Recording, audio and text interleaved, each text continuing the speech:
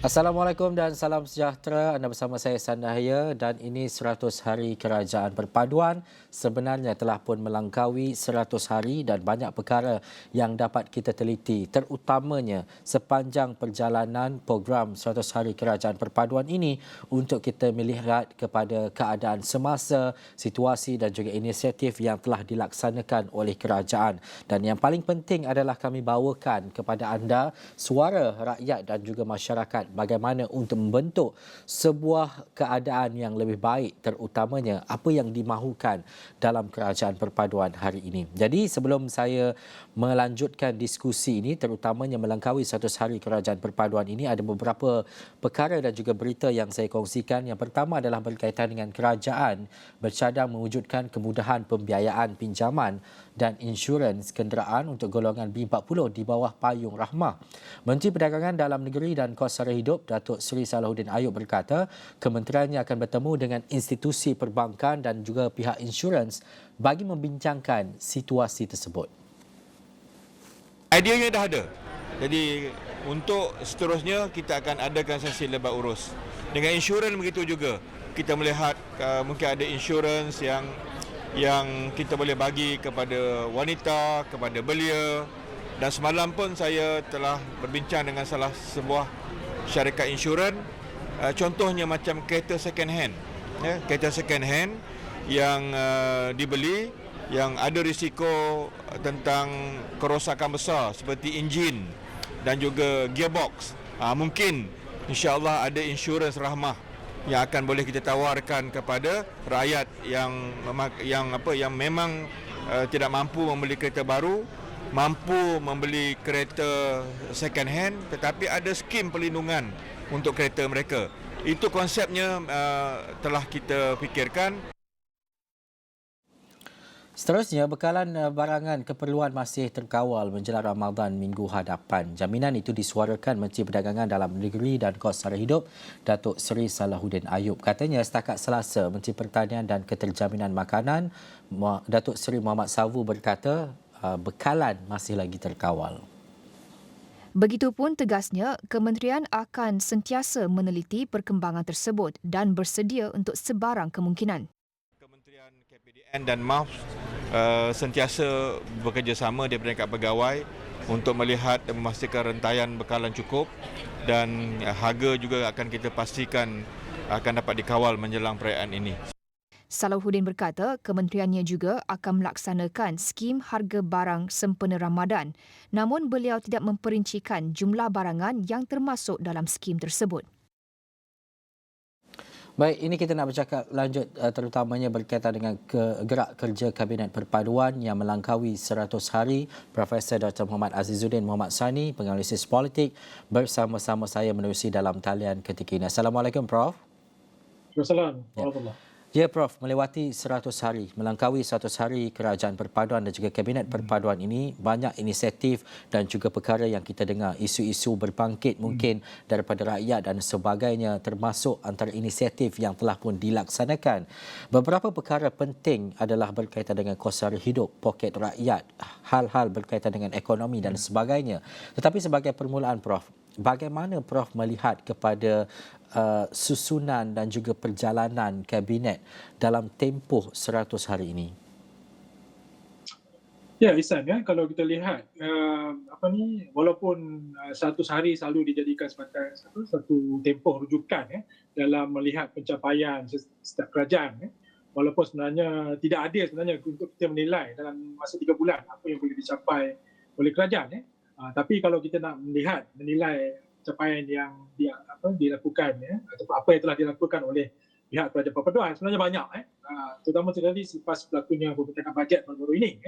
Tapi kalau kita lihat daripada peringkat awal sejak tubuhnya kerajaan 4 tahun lepas, akhir tahun lepas, kita dapati bahawa matlamat utama kerajaan perpaduan ini adalah mewujudkan kerajaan yang stabil. Itu yang dikehendaki oleh rakyat, dan ini juga yang cuba dicapai, dan apa saja cadangan ataupun ada perkara yang dilakukan oleh terutama di pihak pembangkang lah untuk mengabubukan kerajaan perpaduan ini ditolak nampaknya oleh rakyat dan juga berbagai pihak, kerana mereka tidak mahu dah keadaan ketidakstabilan berlaku sebelum ini berlaku semula pada kali ini. Jadi itu yang diminta juga oleh Yang Dipertuan Agong dalam putusan baginda ketika perasmian parlimen, dan saya rasa ini yang cuba dicapai supaya tumpuan takbiran boleh diberikan fokus kepada rakyat secara keseluruhan. Dan saya rasa faktor kedua yang paling penting dalam konteks pada perpaduan 100 hari ini adalah melancarkan dasar utama.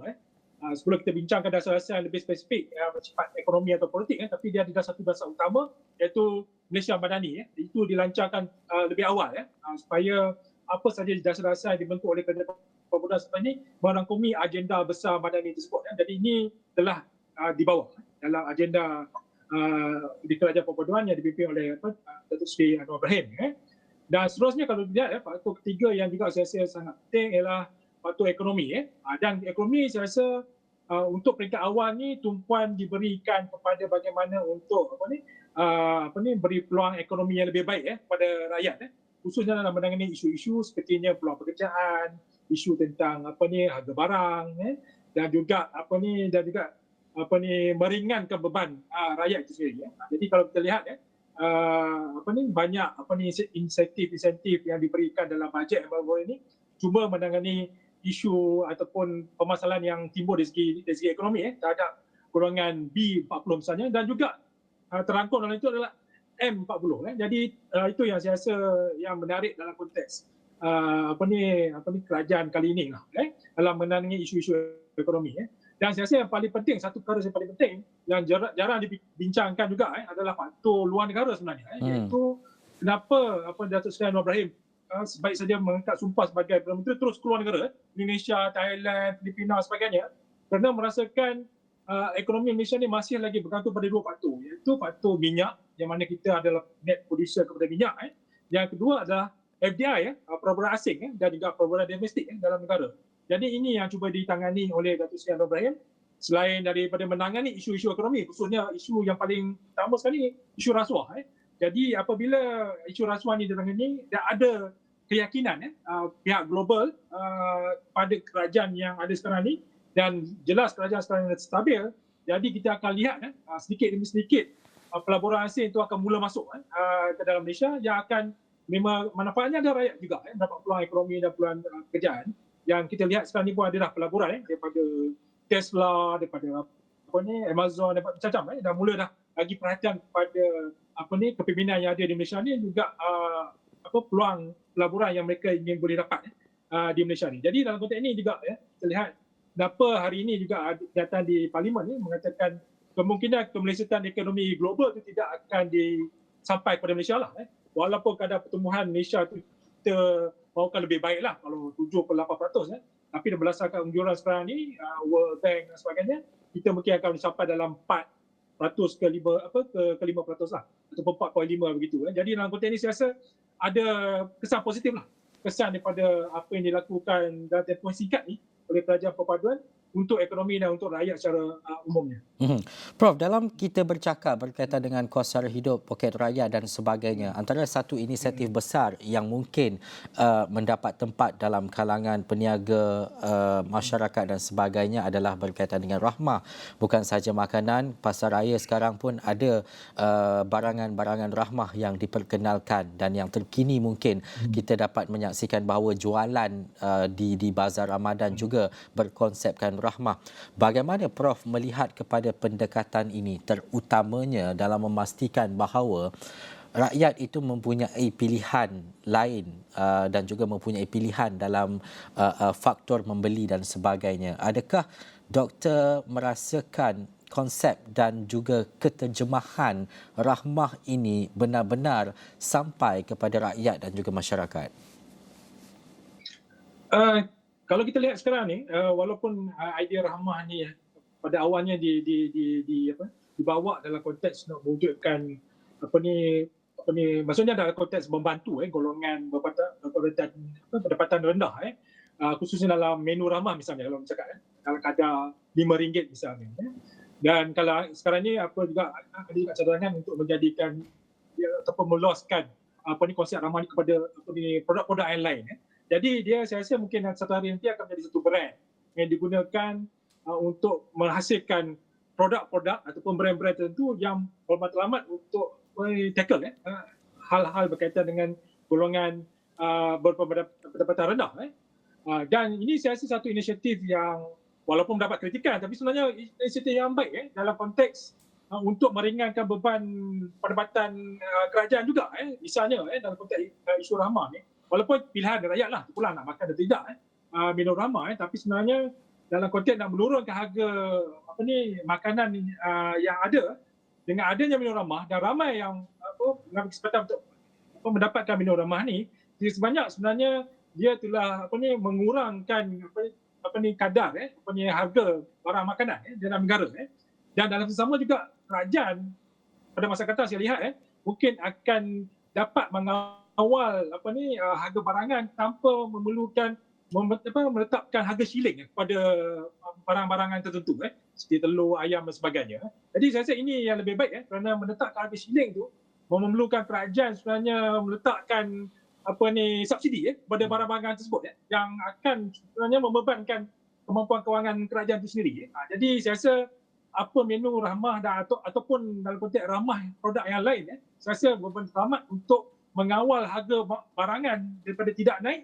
Dalam masa sama juga perlawanan ini menentukan harga barangan ditentukan oleh pasaran, bukan ditentukan oleh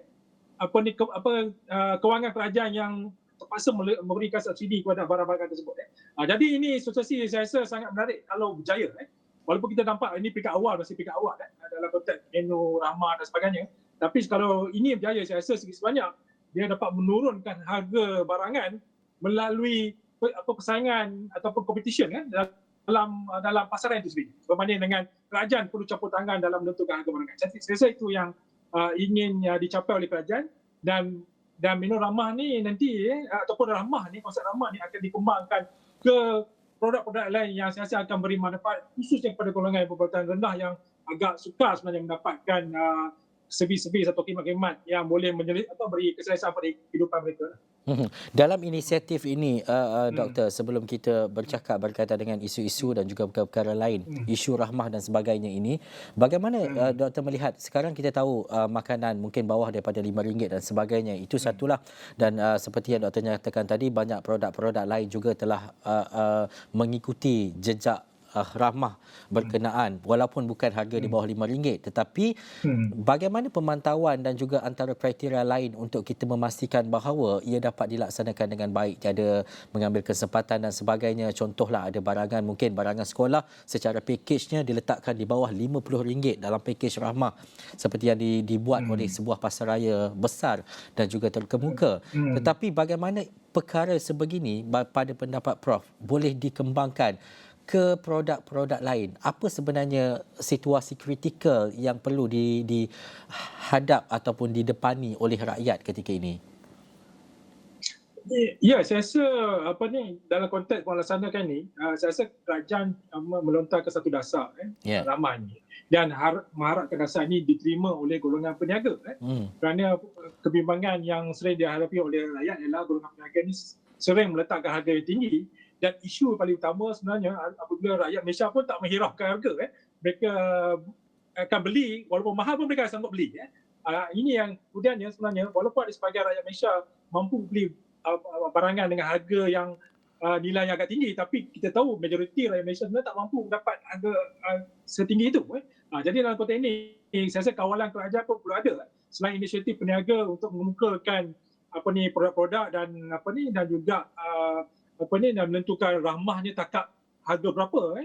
Tapi rakyat atau kerajaan perlu juga monitor, dan rakyat pun perlu monitor sama ada kualiti barang tersebut pun.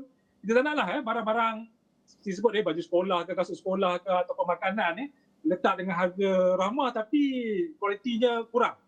Dan rakyat pun terbeban juga dengan kualiti yang kurang tu yang diperoleh oleh mereka. Jadi dalam konteks ini kawalan kerajaan dan monitoring itu perlu ada lah. Ini perlukan bukan sahaja peranan kerajaan keseluruhan lah. NGO pun persatuan pengguna misalnya juga boleh memainkan peranan ini, dan rakyat secara umum juga menggunakan saluran yang ada lah, macam direct kepada kerajaan ataupun melalui sosial media juga boleh membuat monitoring kepada harga begini. Jadi dalam konteks ini saya rasa saya merasakan konsep ini sangat baik dan saya pun tak merasakan bahawa peniaga akan mengambil kesempatan dengan mengeluarkan barang-barang yang tidak berkualiti tadi. Tapi kemungkinan ada, tapi saya rasa mungkin agak kuranglah kalau berlaku sebab mereka tahu bahawa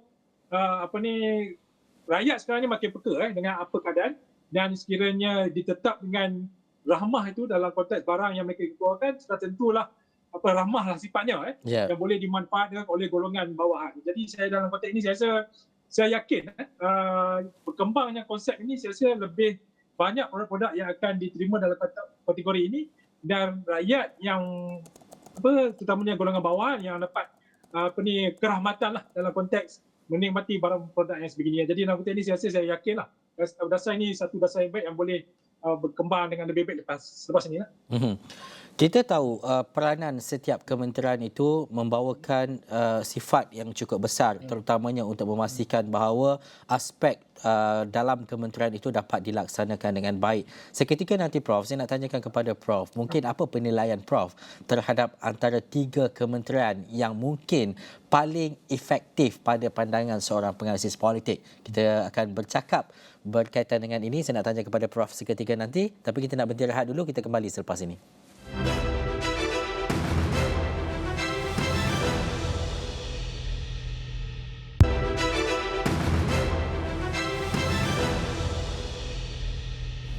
Baik, kembali dalam 100 hari kerajaan perpaduan. Kerajaan disaran memantau tahap harga perumahan mampu milik atau mampu sewa, memandangkan akses perumahan ditentukan oleh kemampuan isi rumah. Pengerusi Khazanah Research Institute KRI, Tan Sri Nur Muhammad Yaakob berkata ketetapan harga yang tinggi serta tidak mampu dibeli atau disewa di pasaran bebas boleh meningkatkan bilangan isi rumah terjurus ke dalam sektor sosial. Beliau berkata demikian semasa berucap melancarkan pelancaran laporan kajian terkini KRI yang bertajuk Kesejahteraan Kediaman Golongan Miskin Bandar, kajian Program Perumahan Rakyat PPR pada Rabu.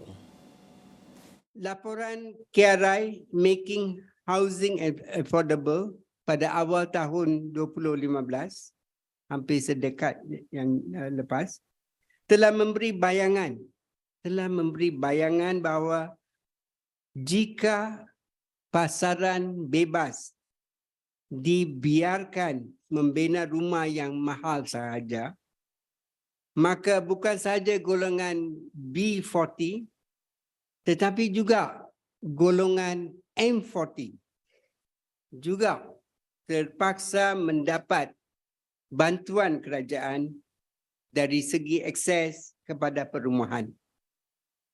Kita unfortunately kita melihat fenomena ini sudah pun berlaku. Baik, itu antara perkara dan juga butiran berita yang mungkin kami boleh kongsikan, tetapi hari ini kita bercakap 100 hari kerajaan perpaduan, terutamanya melengkawi kerak kerja Kabinet Kerajaan Perpaduan hari ini. Jadi Profesor Dr. Muhammad Azizuddin Muhammad Sani, penganalisis politik masih lagi bersama-sama saya menerusi dalam talian. Prof, daripada apa yang saya tanyakan di awal tadi, mungkin sebelum ini banyak dapatan yang kita lihat dan juga kita dengar dan sebagainya, tetapi bagi Prof sendiri melihat kepada refleksi dan juga cerminan anggota kabinet dan juga kementerian-kementerian yang ada, bagaimana apa kementerian apa yang paling Prof rasa dekat di hati Prof dan mempunyai efektif ataupun impak yang besar dalam tempoh 100 hari dalam kerajaan perpaduan ini? Kalau berbicara tentang dekat dengan hati saya, mungkin saya akan mengatakan tentang Kementerian Pengajian Tinggi. Sebab kerana saya daripada industri dan melibatkan Kementerian Pengajian Tinggi. Tapi nak melihat kepada impak yang besar sekarang ni yang ditagih oleh rakyat adalah iaitu Kementerian Kewangan, yang dipimpin oleh Perdana Menteri sendiri, Datuk Seri Anwar Ibrahim. Kerana kalau kita tengok dalam portfolio Kementerian Kewangan ini, Menteri Kewangan, dia juga berkait dengan Menteri Ekonomi, Pertanian dan yang lain sekali. Kerana dia suka untuk mengatakan satu kementerian tu yang memberi peranan, tapi dia perlukan kombinasi pelbagai kementerian. Misalnya nak menyelesaikan isu harga barang, dia melibatkan pelbagai kementerian untuk memastikan bahawa harga barangan dapat diturunkan, dan apa cara untuk menyelesaikan isu harga barangan misalnya. Dan dalam konteks tadi disebutkan tentang isu perumahan, yang mana kita tahu rakyat Malaysia tidak mampu untuk memiliki rumah kerana pendapatan kita mesti rendah. Dan banyak harga binaan sebenarnya ada yang kita terpaksa import daripada luar. Juga dalam konteks sekarang ni kita berbicara tentang food security yang juga sedang dibawa agenda ni oleh Menteri Ekonomi memerlukan bahawa adanya kerajaan negeri menyediakan tanah untuk usahakan pertanian kan. Dan sebab kita banyak bergantung pada hasil pertanian ataupun barangan makanan daripada luar negara yang menyebabkan harga barang itu tinggi. Dan kita tak ada kuasa untuk mengawal harga barang itu. Dan kalau harga dolar meningkat, jadi kita pun terpaksa menerima harga barang yang lebih tinggi dan masuk ke dalam negara, dan ini membebankan rakyat. Jadi kita perlu usaha sendiri untuk keluarkan barang pertanian itu sendiri. Ini melibatkan pelbagai kementerian pula. Jadi agendanya mungkin disediakan oleh Kementerian Ekonomi.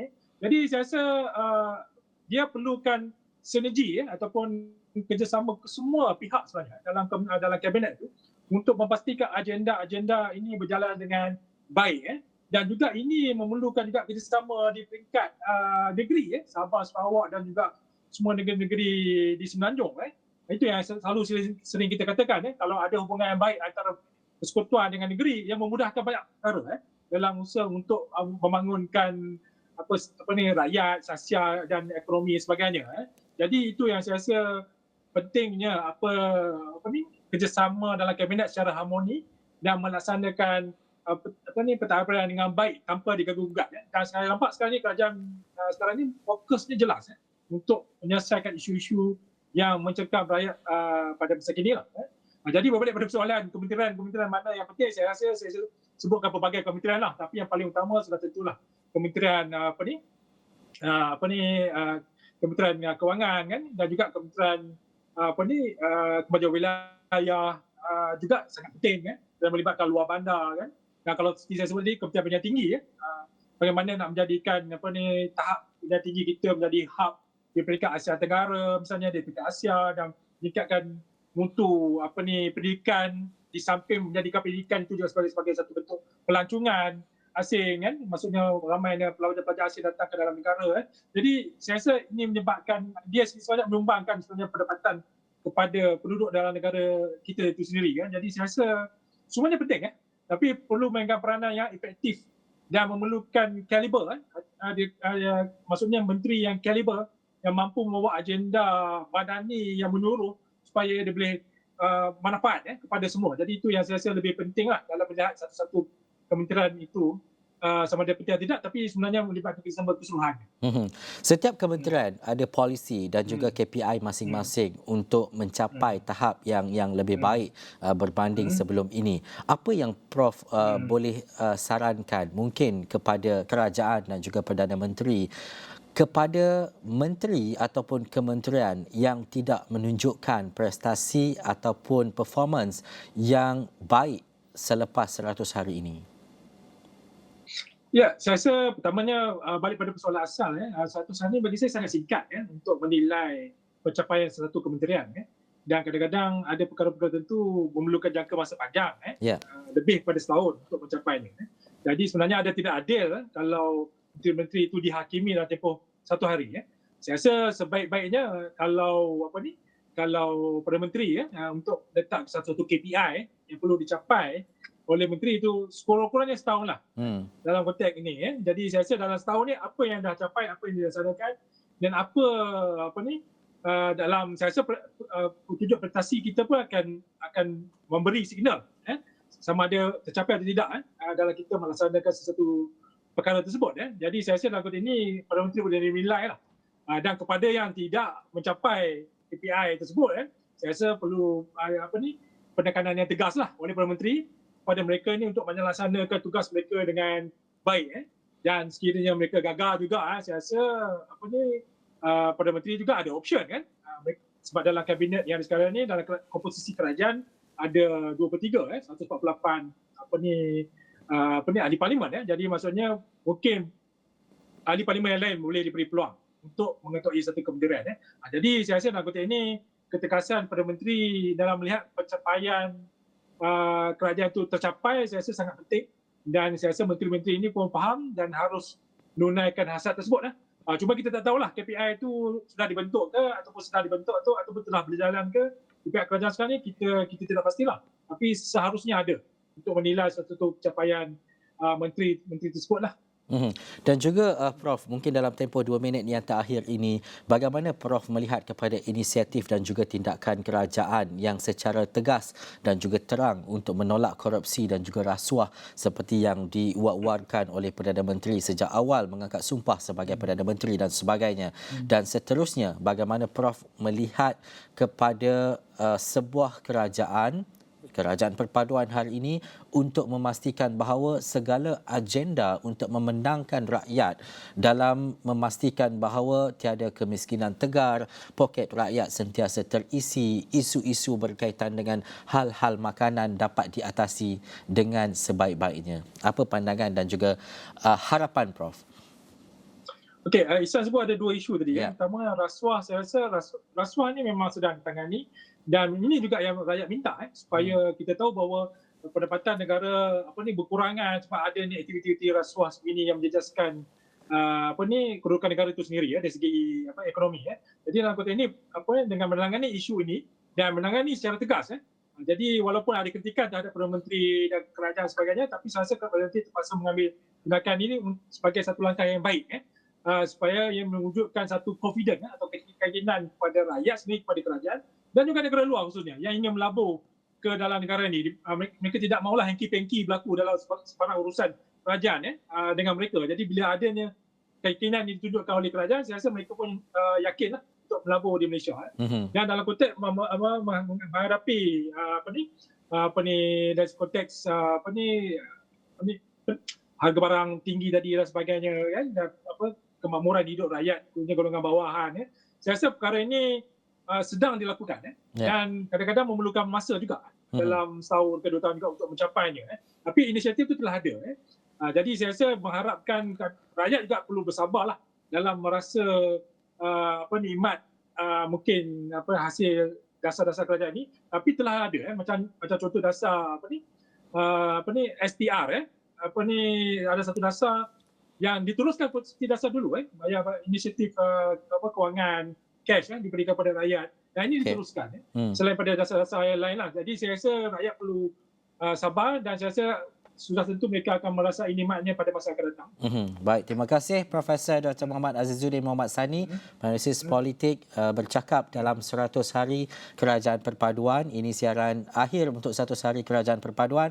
Selepas ini, bermula esok mungkin anda boleh saksikan beberapa perkara lain terutamanya dalam Pantau Kos Sara Hidup, Pantau Belanjawan 2023 dan juga Pantau Agenda Reformasi akan kami bawakan kepada anda. Terima kasih sekali lagi Prof. Terima kasih kepada anda yang menonton. Saya Ihsan Dahaya. Sekian dulu 100 hari Kerajaan Perpaduan. Assalamualaikum. Jumpa lagi.